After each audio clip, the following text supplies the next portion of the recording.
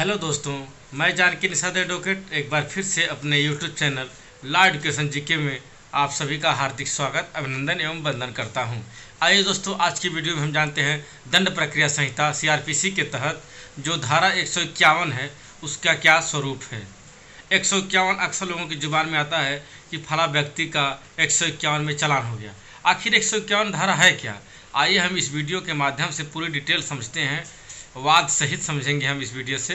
तो चलिए दोस्तों, जो लोग चैनल को सब्सक्राइब नहीं किए हों जल्द से सब्सक्राइब कर लें और वीडियो को पूरा देखें और बताएं कि वीडियो कैसी है, कमेंट करके ज़रूर बताएं।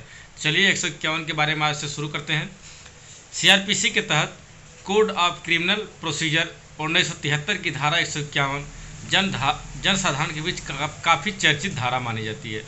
यह बड़े बड़े अपराधों को रोकने की शक्ति रखती है, लेकिन कई परिस्थितियों में ऐसा देखने को मिला है कि जब बगैर कोई अपराध नहीं, कोई आदमी मान लीजिए अपराध नहीं किया है, उसको भी इस धारा के तहत जेल जाना पड़ जाता है।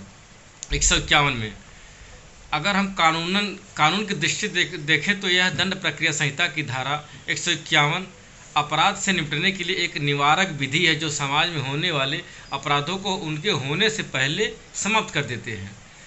151 एक ऐसा मोहरा है जिसके माध्यम से अगर कोई अपराध होने वाला भी है तो उससे उस अपराध को समाप्त कर दिया जाता है 151 के तहत। सीआरपीसी की धारा 151 को अपराध के विरुद्ध एक वैक्सीन की तरह काम किया जाता है कि जिस तरह एक वैक्सीन किसी बीमारी में शरीर के बचाव के लिए एंटीबायोटिक का काम करती है, उसी प्रकार यह धारा होने वाले अपराधों का निवारण करती है। परंतु राजनीतिक दबाव के चलते, भ्रष्टाचार के चलते कभी कभी इस धारा के मूल अर्थ को नष्ट और धूमिल कर देते हैं। कई ऐसे लोग हैं जिन्होंने अपराध किया ही नहीं है, उन्हें भी 151 के अंतर्गत आरोपी बनाकर कार्यपालक मजिस्ट्रेट के समक्ष पेश कर दिया जाता है। लेकिन यह विधान नहीं, परंतु यह भ्रष्ट शासन का नियम होता है। जैसे अगर भ्रष्ट व्यवस्था है तो उसके तहत कोई भी जो बेकसूर है उसको भी जेल जाना पड़ जाता है 151 के तहत, परंतु यह कोई विधान नहीं है कि ऐसा होगा। सीआरपीसी की धारा 151 कि अगर शब्दों पर विचार किया जाए तो उसके शब्दों के अनुसार यह धारा कहती है कि कोई पुलिस अधिकारी जिसे किसी संज्ञेय अपराध की करने की परिकल्पना का पता चलता है, ऐसी परिकल्पना करने वाले व्यक्ति को मजिस्ट्रेट के आदेशों के बिना, वारंट के बिना उस दशा में गिरफ्तार कर सकता है जिसमें उसे उस पुलिस अधिकारी को यह लगता है गिरफ्तार किए गए बगैर अपराध रोका नहीं जा सकता। जैसे कोई संगीन अपराध घटने वाला हो और वहाँ उसके लिए वारंट और किसी भी आदेश की ज़रूरत नहीं पड़ेगी, पुलिस को सीधे वह गिरफ्तार कर सकती है 151 के तहत। धारा 151 के शब्दों पर विचार करने से मालूम होता है कि इस धारा में पुलिस अधिकारी किसी व्यक्ति को इसलिए गिरफ्तार करता है क्योंकि पुलिस अधिकारी को लगता है कि अभी गिरफ्तार नहीं किया गया तो वह किसी बड़े अपराध को अंजाम दे सकता है। यह धारा किसी कार्यपालक मजिस्ट्रेट के पास व्यक्ति को पेश करने का आदेश नहीं देती है, केवल गिरफ्तार करने का नियम बताती है। जैसे 151 यही कहती है कि वह सिर्फ गिरफ्तार करवा सकती है, वह किसी मजिस्ट्रेट के पास पेश करने का उसमें अधिकार नहीं है। 151 की उपधारा 2 के अनुसार पुलिस अधिकारी धारा 151 के 1 के अनुसार यदि किसी व्यक्ति को गिरफ्तार करता है पुलिस अधिकारी तो 24 घंटे के अंदर अभिरक्षा में नहीं रख सकता, क्योंकि गिरफ्तार किए गए व्यक्ति का संवैधानिक अधिकार होता है। यदि उसे गिरफ्तार किया गया तो 24 घंटे के भीतर किसी मजिस्ट्रेट या न्यायालय के समक्ष प्रस्तुत किया जाना आवश्यक होता है।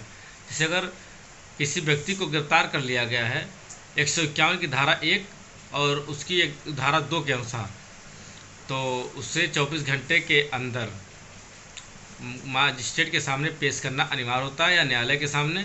अगर ऐसा नहीं करता है तो वह उसके जो गिरफ्तार किया गया व्यक्ति उसके अधिकारों का उल्लंघन करता है। जब धारा 151 के अंतर्गत व्यक्ति को गिरफ्तार किया जाता है तो पुलिस अधिकारी ऐसे गिरफ्तार किए गए व्यक्ति को कार्यपालक मजिस्ट्रेट के समक्ष प्रस्तुत करता है, गिरफ्तार करने के बाद उसको प्रस्तुत करता है। धारा 151 के अंतर्गत कोई मुकदमा चलाए जाने या कोई प्रतिभूत लिए जाने का कोई भी प्रावधान नहीं है।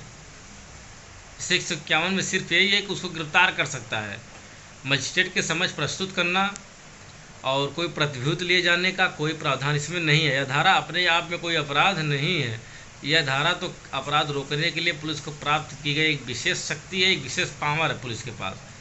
पुलिस अधिकारी जब व्यक्ति को धारा 151 के साथ गिरफ्तार करता है और कार्यपालक मजिस्ट्रेट के पास उपस्थित करता है तो धारा 151 के साथ धारा 109 भी उससे स्थानांतरित कर देता है। जैसे जब अगर कोई पुलिस अधिकारी किसी को गिरफ्तार करता है और मजिस्ट्रेट के सामने पेश करना चाहता है तो वह 151 के साथ 151 भी साथ में लगा देता है।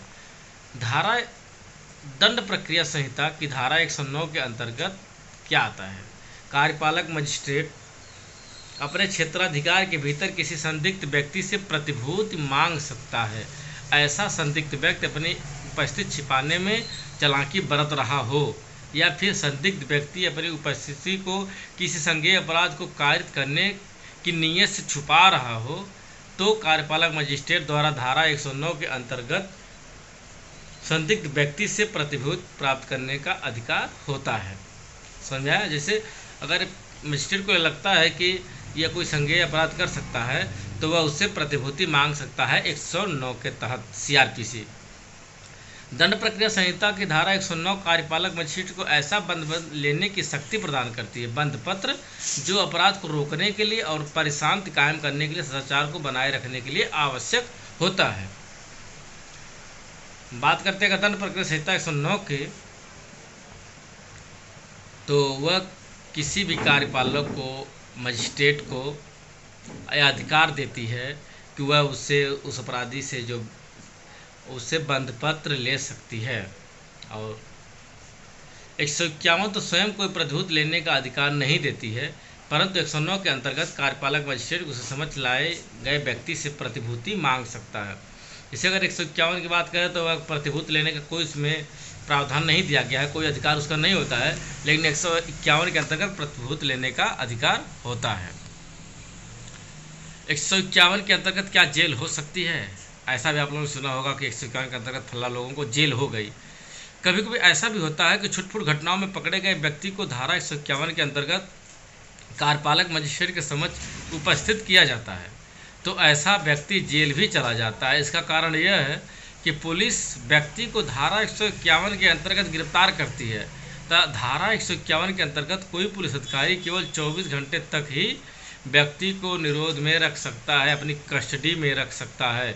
इसलिए मजिस्ट्रेट के समक्ष पुलिस अधिकारी द्वारा व्यक्ति को पेश किया जाता है।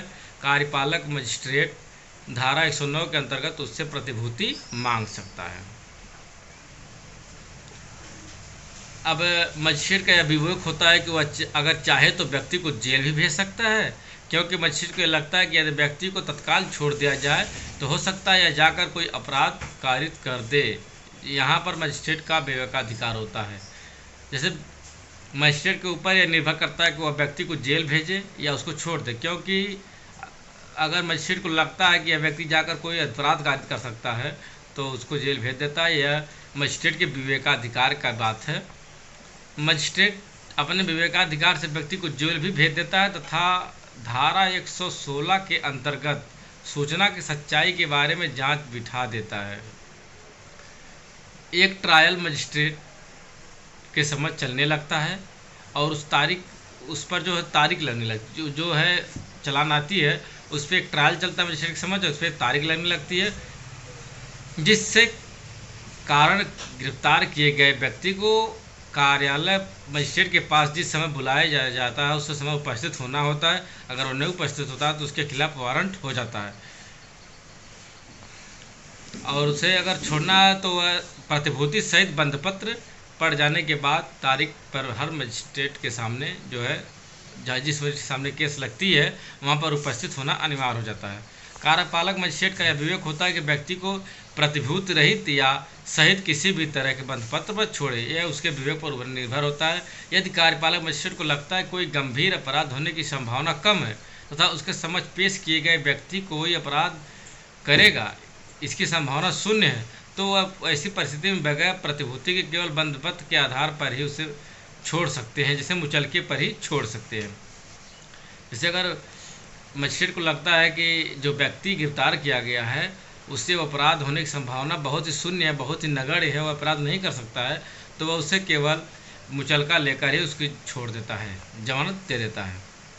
तो यह रहा 151 के अंतर्गत आने वाले सभी विवरण को, गिरफ्तारी से लेकर के छोड़ने तक की मैंने आपकी सारी प्रोसीजर बता दिया हूँ।